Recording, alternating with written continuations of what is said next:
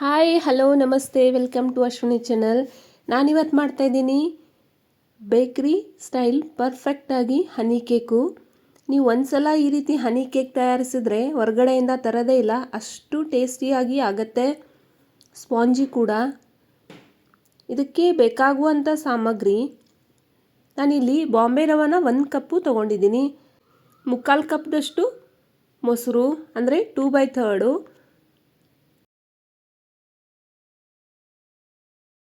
ನಾನಿಲ್ಲಿ ಸಕ್ಕರೆನ ಪುಡಿ ಮಾಡಿ ತೊಗೊಂಡಿದ್ದೀನಿ ಅರ್ಧ ಕಪ್ಪದಷ್ಟು. 1/4 ಕಪ್ದಷ್ಟು ತುಪ್ಪ ಅಥವಾ ರಿಫೈನ್ಡ್ ಆಯಿಲ್ ತೊಗೊಳ್ಳಿ. ಸ್ವಲ್ಪ ಫುಡ್ ಕಲರು ಆಪ್ಷನಲ್ಲು. 1/2 ಕಪ್ದಷ್ಟು ಹಾಲು, ಅದು ರೂಮ್ ಟೆಂಪ್ರೇಚರ್ನಲ್ಲಿರುವ ಹಾಲು, ಕಾಯಿಸಿ ಆರಿಸಿರುವಂಥದ್ದು. ಅರ್ಧ ಟೇಬಲ್ ಸ್ಪೂನಷ್ಟು ನಮಗೆ ವೆನಿಲಾ ಎಸೆನ್ಸ್ ಬೇಕಾಗುತ್ತೆ. ಅರ್ಧ ಟೇಬಲ್ ಸ್ಪೂನಷ್ಟು ಬೇಕಿಂಗ್ ಸೋಡಾ ಬೇಕಾಗುತ್ತೆ. 1 ಟೇಬಲ್ ಸ್ಪೂನಷ್ಟು ನಮಗೆ ಬೇಕಿಂಗ್ ಪೌಡರ್ ಬೇಕಾಗುತ್ತೆ. ಮೊದಲಿಗೆ ಒಂದು ಮಿಕ್ಸಿ ಜಾರ್ ತೊಗೊಳ್ಳಿ. ಅದರೊಳಗೆ ಬಾಂಬೆ ರವಾನ ಅಥವಾ ಚಿರೋಟಿ ರವಾನ ಹಾಕಿಬಿಟ್ಟು ಸ್ವಲ್ಪ ಮಿಕ್ಸಿ ಚಲಾಯಿಸ್ಕೊಳ್ಳಿ. ಇದರಿಂದ ಏನಾಗುತ್ತೆ, ತುಂಬ ಪುಡಿಯನ್ನು ಮಾಡೋಕ್ಕೆ ಹೋಗಬೇಡಿ, ಒಂದು ಸ್ವಲ್ಪ ರನ್ ಆದ್ರೂ ಸಾಕು. ಪುಡಿ ಮಾಡಿರುವಂಥ ರವಾನ ಮಿಕ್ಸಿಂಗ್ ಬೌಲಲ್ಲಿ ಹಾಕ್ಕೊಳ್ಳಿ. ಮೊಸರು ಹಾಕ್ಕೊಳ್ಳಿ. ಗಟ್ಟಿ ಮೊಸರು ಇತ್ತು ಅಂದರೆ ಹಾಲು ಜಾಸ್ತಿ ಬೇಕಾಗತ್ತೆ. ಸ್ವಲ್ಪ ನೀರಿನಂಶ ಮೊಸರಲ್ಲಿ ಇತ್ತು ಅಂದರೆ ಹಾಲು ಕಡಿಮೆ ಬೇಕಾಗತ್ತೆ. ಮೊಸರು ಹಾಕಿಬಿಟ್ಟು ಈ ರೀತಿ ಕಲಿಸ್ಕೊಳ್ಳಿ. ನೋಡಿಕೊಂಡು ಸ್ವಲ್ಪ ಹಾಲು ಹಾಕ್ಕೊಳ್ಳಿ. ತಿಳಿ ಮೊಸರು ಇತ್ತು ಅಂದರೆ ಏನಾಗುತ್ತೆ, ನೀರಿನಂಶ ಜಾಸ್ತಿ ಇರುತ್ತೆ, ಆವಾಗ ಹಾಲಿನ ಪ್ರಮಾಣ ಕಡಿಮೆ ಬೇಕಾಗತ್ತೆ. ನೀವು ಇದನ್ನು ಮಿಕ್ಸ್ ಮಾಡಬೇಕಾದ್ರೆ ಒಂದೇ ಕಡೆಗೆ ಮಿಕ್ಸ್ ಮಾಡ್ಕೊಳ್ಳಿ. ಆದಷ್ಟು 2ರಿಂದ 3 ನಿಮಿಷದವರೆಗೂ ಈ ರೀತಿ ಮಿಕ್ಸ್ ಮಾಡಿಕೊಂಡು ಫುಡ್ ಕಲರ್ ಹಾಕ್ಕೊಳ್ಳಿ. ಫುಡ್ ಕಲರ್ ಇದು ಆಪ್ಷನಲ್ಲು. ಬೇಕ್ರಿಯಲ್ಲಿರುವ ಕೇಕು ಸೇಮ್ ಯೆಲ್ಲೋ ಕಲರ್ ಇರುತ್ತಲ್ವ, ಸೊ ಅದಕ್ಕೋಸ್ಕರ ನಾನು ಇಲ್ಲಿ ಲೆಮನ್ ಯೆಲ್ಲೋ ಫುಡ್ ಕಲರ್ ಹಾಕ್ಕೊಂಡಿದ್ದೀನಿ. 2 ನಿಮಿಷ ಈ ರೀತಿ ಮಿಕ್ಸ್ ಮಾಡಿಕೊಂಡು ಆಮೇಲೆ ಇದನ್ನು ನಾವು 15 ನಿಮಿಷದವರೆಗೂ ರೆಸ್ಟ್ ಮಾಡಲಿಕ್ಕೆ ಬಿಡಬೇಕಾಗತ್ತೆ. ನಾವು ಕೇಕ್ ಮಾಡುವ ಟೀನ್ ಅಥವಾ ಮೋಲ್ಡ್ನ ರೆಡಿ ಮಾಡ್ಕೊಳ್ಳೋಣ. ನೀವು ಯಾವುದಾದ್ರೂ ಸ್ಟೀಲ್ ಕಂಟೈನರ್ ಕೂಡ ತೊಗೋಬೋದು. ಮೊದಲಿಗೆ ಅದಕ್ಕೆ ಸ್ವಲ್ಪ ತುಪ್ಪ ಸವರ್ಬಿಟ್ಟು ಈ ರೀತಿ ಎಲ್ಲ ಕಡೆಗೆ ಸವರ್ಬಿಡಿ. ಇದರಿಂದ ಏನಾಗುತ್ತೆ ಅಂದರೆ ನಾವು ಕೇಕ್ ಮಾಡಬೇಕಾದ್ರೆ ಜಾಸ್ತಿ ಅಂಟ್ಕೊಳ್ಳಲ್ಲ, ಮತ್ತು ನಾವು ಕೇಕ್ ಬಿಡಿಸ್ಬೇಕಾದ್ರೆ ಬೇಗ ಬಂದ್ಬಿಡುತ್ತೆ. ಆಮೇಲೆ ಸ್ವಲ್ಪ ಗೋಧಿ ಹಿಟ್ಟು ಅಥವಾ ಮೈದಾನ ಹಾಕಿಬಿಟ್ಟು ಈ ರೀತಿ ಗ್ರೀಸ್ ಮಾಡ್ಕೊಳ್ಳಿ. ನಾವು ಮಿಶ್ರಣ 15 ನಿಮಿಷ ರೆಸ್ಟ್ ಮಾಡಲಿಕ್ಕೆ ಬಿಟ್ಟಿದ್ವಿ. ಇವಾಗ ಇದರೊಳಗೆ 1/4 ಕಪ್ದಷ್ಟು ತುಪ್ಪ ಹಾಕ್ಕೊಂಡು ಈ ರೀತಿ ಮಿಕ್ಸ್ ಮಾಡ್ಕೋಬೇಕು. ಸಕ್ಕರೆ ನೀವು ಆದಷ್ಟು ಕಡಿಮೆನೇ ಯೂಸ್ ಮಾಡ್ಕೊಳ್ಳಿ. ಆಮೇಲೆ ನಾವು ಪಾಕ ಮತ್ತು ಫ್ರೂಟ್ ಜಾಮು ಹಾಕ್ತಾಯಿದ್ದೀವಿ, ಅದಕ್ಕೋಸ್ಕರ ಈ ರೀತಿ ಸಕ್ಕರೆ ಹಾಕಿಬಿಟ್ಟು ಚೆನ್ನಾಗಿ ಮಿಕ್ಸ್ ಮಾಡ್ಕೊಳ್ಳಿ. ಒಂದು 5 ನಿಮಿಷದವರೆಗೂ ಈ ರೀತಿ ಮಿಕ್ಸ್ ಮಾಡಿದ್ರೆ ಸಕ್ಕರೆ ಎಲ್ಲ ಮೆಲ್ಟ್ ಆಗಿಬಿಡತ್ತೆ.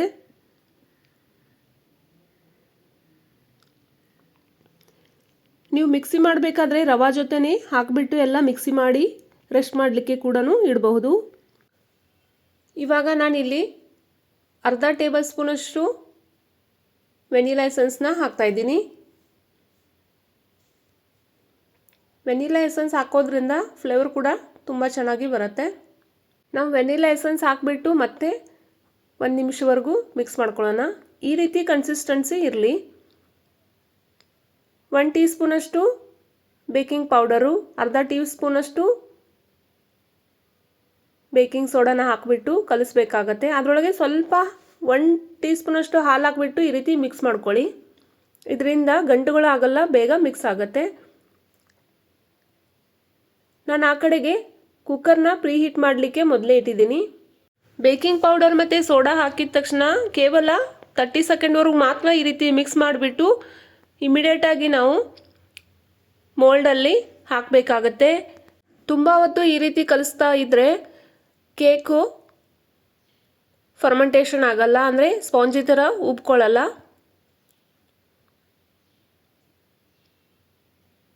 ಎಲ್ಲ ಮಿಶ್ರಣವನ್ನು ಒಂದು ಸ್ಪೂನ್ ಸಹಾಯದಿಂದ ಈ ರೀತಿ ಹಾಕ್ಕೊಂಡ್ಬಿಡಿ. ಹಾಕಿದ ಮೇಲೆ ಈ ರೀತಿ 1 ಅಥವಾ 2 ಸಲ ಟ್ಯಾಪ್ ಮಾಡ್ಕೊಳ್ಳಿ, ಲೆವೆಲ್ ಕರೆಕ್ಟಾಗಿ ಆಗುತ್ತೆ. ಒಂದು ಕುಕ್ಕರಲ್ಲಿ ನಾನು ಸ್ಟ್ಯಾಂಡ್ ಹಾಕಿದ್ದೀನಿ, ಅದ್ರ ಮೇಲೆ ಈ ಮೋಲ್ಡ್ನ ಇಟ್ಬಿಟ್ಟು ಗ್ಯಾಸ್ಕೆಟ್ನ ತೆಗೆದಿದ್ದೀನಿ, ಲಿಡ್ ಮಾತ್ರ ಕ್ಲೋಸ್ ಮಾಡಿ 30ರಿಂದ 45 ನಿಮಿಷದವರೆಗೂ ನಾವು ಲೋ ಫ್ಲೇಮಲ್ಲಿ ಕೇಕ್ನ ಬೇಕ್ ಮಾಡಬೇಕಾಗತ್ತೆ. 30 ನಿಮಿಷ ಆದಮೇಲೆ ಚೆಕ್ ಮಾಡ್ತಾ ಇರಿ. ಇಲ್ಲಿ ನೋಡಿ ಕೇಕು ಎಷ್ಟು ಚೆನ್ನಾಗಿ ಆಗಿದೆ, ಅಂಟ್ಕೊಳ್ತಾ ಇಲ್ಲ. ಟೂತ್ಪಿಕ್ ಸಹಾಯದಿಂದ ಅಥವಾ ಒಂದು ಚಾಕು ಸಹಾಯದಿಂದ ಚೆಕ್ ಮಾಡ್ಕೊಳ್ಳಿ. ಗ್ಯಾಸ್ ಆಫ್ ಆದಮೇಲೆ 30 ನಿಮಿಷದವರೆಗೆ ನಾವು ತಣ್ಣಗಾಗಲಿಕ್ಕೆ ಬಿಟ್ಬಿಡಬೇಕಾಗತ್ತೆ. ಇಲ್ಲಿ ನೋಡಿ ಕೇಕು ಎಷ್ಟು ಚೆನ್ನಾಗಿ ಬಂದಿದೆ, ಕಲರ್ ಕೂಡ ಎಷ್ಟು ಚೆನ್ನಾಗಿ ಬಂದಿದೆ ಮತ್ತು ತುಂಬ ಸ್ಪಾಂಜಿ ಕೂಡ ಆಗಿದೆ. ನಾವು ಬೇಕ್ರಿಯಿಂದ ಕೇಕ್ ತರ್ತೀವಲ್ವ, ಸೇಮ್ ಅದೇ ಥರ ಆಗಿದೆ. ಇಲ್ಲಿ ನೋಡಿ ಎಷ್ಟು ಚೆನ್ನಾಗಿ ಆಗಿದೆ, ನೋಡ್ತಾ ಇದ್ರೇ ತಿನ್ಬೇಕನ್ಸುತ್ತೆ. ಇವಾಗ ಇದಕ್ಕೆ ಸಿರಪ್ ಮಾಡ್ಕೊಳ್ಳೋಣ. ಅರ್ಧ ಕಪ್ದಷ್ಟು ಸಕ್ಕರೆ ಹಾಕಿಬಿಟ್ಟು ಅರ್ಧ ಕಪ್ಗಿಂತನೂ ಕಡಿಮೆ ನೀರು ಹಾಕಿಬಿಟ್ಟು ನಾವು ಪಾಕನ ರೆಡಿ ಮಾಡ್ಕೋಬೇಕಾಗತ್ತೆ. ತುಂಬ ಗಟ್ಟಿ ಪಾಕ ಮಾಡೋಕ್ಕೆ ಹೋಗಬೇಡಿ. ಜಾಮೂನ್ಗೆ ಹೇಗೆ ನಾವು ಪಾಕ ರೆಡಿ ಮಾಡ್ಕೋತೀವಿ ಆ ಕನ್ಸಿಸ್ಟೆನ್ಸಿಯಲ್ಲಿ ಇರಲಿ. ಇವಾಗ ಇದನ್ನು ತಣ್ಣಗೆ ಮಾಡಲಿಕ್ಕೆ ಬಿಟ್ಬಿಡೋಣ. ಇದರೊಳಗೆ 2 ಟೇಬಲ್ ಸ್ಪೂನಷ್ಟು ಹನಿನ ಹಾಕ್ಕೊಂಡ್ಬಿಟ್ಟು ಕಲಿಸ್ಕೊಳ್ಳೋಣ. ನಾನು ಈ ಕಡೆಗೆ ಫ್ರೂಟ್ ಜಾಮ್ ತೊಗೊಂಡಿದ್ದೀನಿ. ಫ್ರೂಟ್ ಜಾಮ್ಗೆ ಸ್ವಲ್ಪ ಸಕ್ಕರೆ ಪಾಕ ಹಾಕಿಬಿಟ್ಟು ಗಂಟಿಲ್ಲದೆ ಹಾಗೆ ನಾವು ಈ ರೀತಿ ಲಿಕ್ವಿಡ್ ಥರ ಮಾಡ್ಕೋಬೇಕಾಗತ್ತೆ. ಯಾಕಂದರೆ ನಾವು ಕೇಕ್ ಮೇಲೆ ಸ್ಪ್ರೆಡ್ ಮಾಡಬೇಕಾದ್ರೆ ಈಸಿಯಾಗಿ ಸ್ಪ್ರೆಡ್ ಆಗಲಿ ಅಂತ. ಆ ಕೇಕ್ ಮೇಲೆ ತಣ್ಣಗಾಗಿರುವಂಥ ಪಾಕ ಹಾಕ್ಕೊಳ್ಳಿ. ನೀವು ಬೇಕಾದರೆ ಸಣ್ಣ ಸಣ್ಣ ಸ್ವಲ್ಪ ರಂಧ್ರ ಕೂಡ ಮಾಡ್ಕೋಬಹುದು, ಪಾಕ ಒಳಗಡೆ ಹೀರ್ಕೊಳ್ಳಿ ಅಂತ. ನಾನು ತೆಳುವಾದ ಪಾಕ ಮಾಡಿದ್ದೀನಿ, ಅದಕ್ಕೋಸ್ಕರ ರಂಧ್ರ ಮಾಡ್ತಾ ಇಲ್ಲ ಕೇಕಿಗೆ, ಹಾಗೆ ಪಾಕನ ಹಾಕ್ತಾ ಇದ್ದೀನಿ. ಸಿಹಿ ನೋಡ್ಕೊಂಡ್ಬಿಟ್ಟು ಸ್ವೀಟ್ನ ಹಾಕ್ಕೊಳ್ಳಿ ಪಾಕನ. ಬಟ್ ಈ ರೀತಿ ಪಾಕ ಹಾಕೋದ್ರಿಂದ ಸ್ಪಾಂಜಿ ಮತ್ತು ಜ್ಯೂಸಿ ಆಗುತ್ತೆ. ನನ್ನ ಯೂಟ್ಯೂಬ್ ಚಾನಲ್ನ ಸಬ್ಸ್ಕ್ರೈಬ್ ಮಾಡಿಲ್ಲ ಅಂದರೆ ಸಬ್ಸ್ಕ್ರೈಬ್ ಮಾಡ್ಕೊಳ್ಳಿ, ಬೆಲ್ ಬಟನ್ನ ಪ್ರೆಸ್ ಮಾಡ್ಕೊಳ್ಳಿ. ಇದೇ ರೀತಿ ಹೊಸ ಹೊಸ ವಿಡಿಯೋ ಎಲ್ಲ ನೀವು ವೀಕ್ಷಿಸಬಹುದು. ನಾವು ಫ್ರೂಟ್ ಜಾಮ್ನ ರೆಡಿ ಮಾಡ್ಕೊಂಡಿದ್ವಲ್ವ, ಅದು ಚಾಕುವಿ ಸಹಾಯದಿಂದ ಅಥವಾ ಸ್ಪೂನ್ ಸಹಾಯದಿಂದ ಕೇಕ್ ಮೇಲೆ ಸ್ಪ್ರೆಡ್ ಮಾಡ್ಕೊಳ್ಳಿ.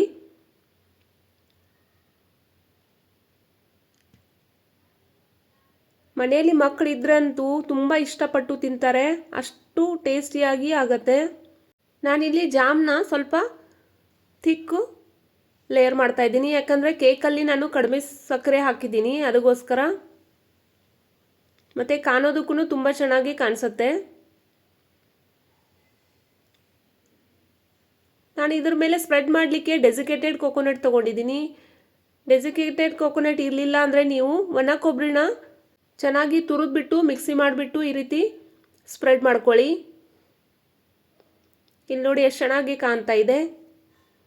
ನೀವು ಮನೆಯಲ್ಲಿ ಟ್ರೈ ಮಾಡಿ ನೋಡಿ ಹೇಗಾಗಿದೆ ಅಂತ ಹೇಳಿ. ನಾನು ಯೂಟ್ಯೂಬ್ ಚಾನಲಲ್ಲಿ mango cake, pineapple cake, chocolate cake ಎಲ್ಲ ಅಪ್ಲೋಡ್ ಮಾಡಿದ್ದೀನಿ, ನೀವು ವೀಕ್ಷಿಸಬಹುದು. Thanks for watching my video.